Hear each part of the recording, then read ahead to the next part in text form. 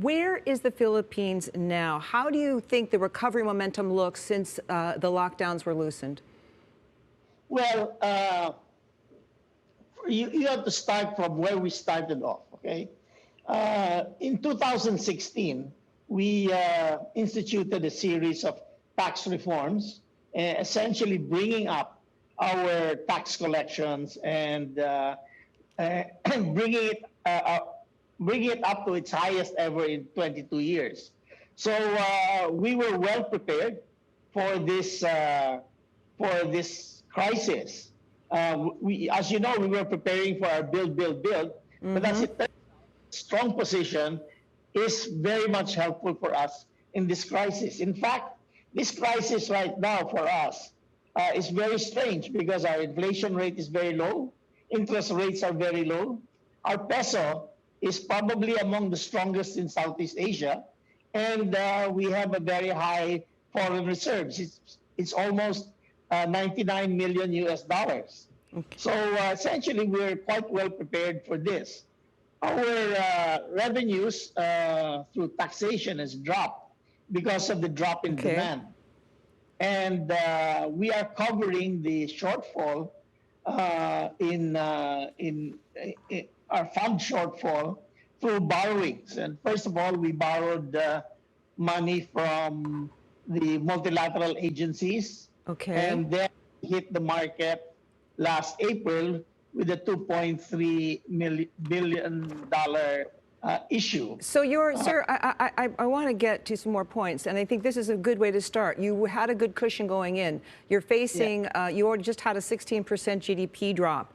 What more may you need to do? I think in particular, the government got its latest advance of 540 billion pesos from the Bangko Sentral ng Pilipinas.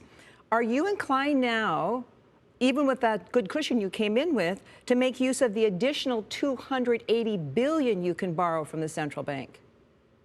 At the moment, we don't need to do that, but that's in our reserves.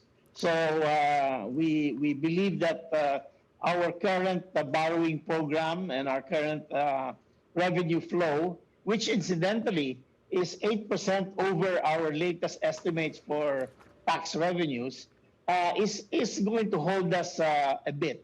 We're keeping the balance of our credit line with the central bank in reserve. Okay, well, your government budget documents show that the short-term borrowing from the BSP could hit 1 trillion pesos this year.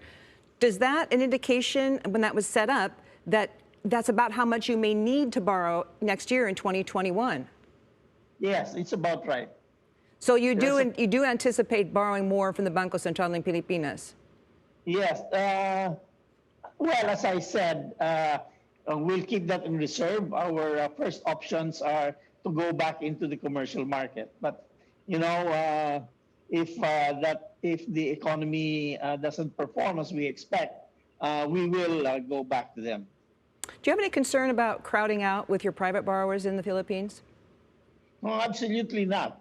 Actually, our administration has injected a lot of liquidity into the market by reducing the reserve requirements of banks. Right. When we started out, the reserve requirements were around 18%, and now they are probably around 12%. So, and for every 100 basis points down is about 100 billion pesos. Okay. So, okay. Well, let me ask. I want to ask you about what you might do in terms of this sense. Every central bank's being asked in the world, every government, do you have more ammunition if you need to do more? Do you think there might be a need for a third pandemic relief measure for the Philippines? At the moment, no. We are seeing a very strong recovery as we ease up the economy. You know, we have a very good economy. Unfortunately, the contagion has forced us to throttle it down. But as we open up, we can see a very strong recovery through jobs.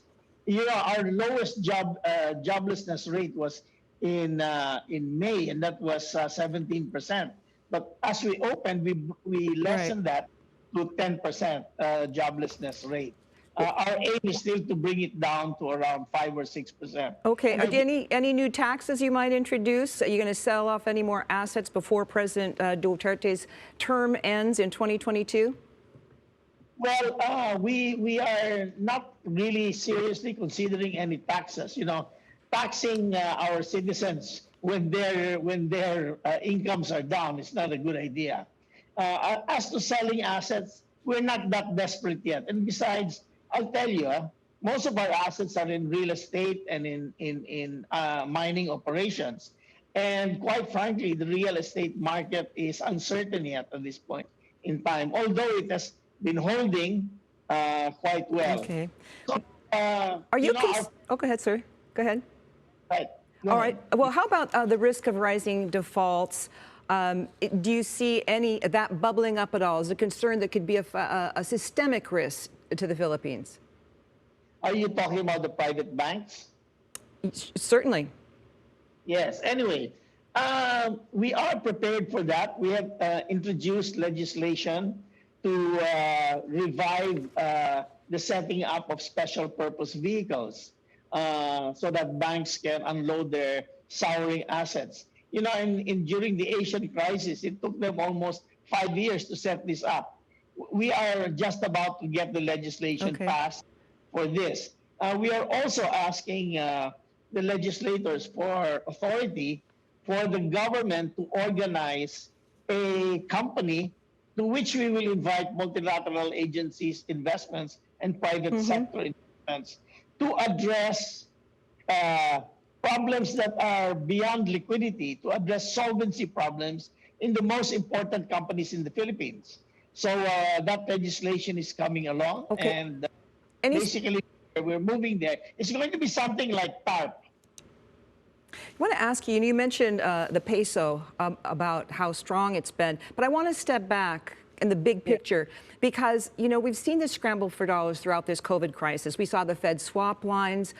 We've seen record dollar issuance. Why do the world's governments and companies need so many dollars right now? You're Secretary of Finance. You've been a businessman. You were the CEO of Philippines Airlines. What is your sense of this? Well, you know, in a crisis, everybody wants to make sure that their war chest is healthy, and because we don't know how long this thing's going to last. You know, I completely agree with what the IMF says, that this recovery is going to be longer than expected, and there will be a lot of ups and downs. So we want to make sure that we have enough ammo in our war chest. Quick final question before I let you go. The airlines, again, you were in the airline industry. Any special steps you might want to take or need to take for the airline industry in the Philippines? Right now, we are discussing with the airlines. Actually, we've been talking to them since March, since the demand dropped. But, you know, the airlines have gone through 5 or 6 iterations of the rescue program. And I've told them we are prepared to help you, but we are not going to lead the way. You are private sector. We expect the private sector banks to chip in, and we are going to be there for you when the whole entire financial package is ready.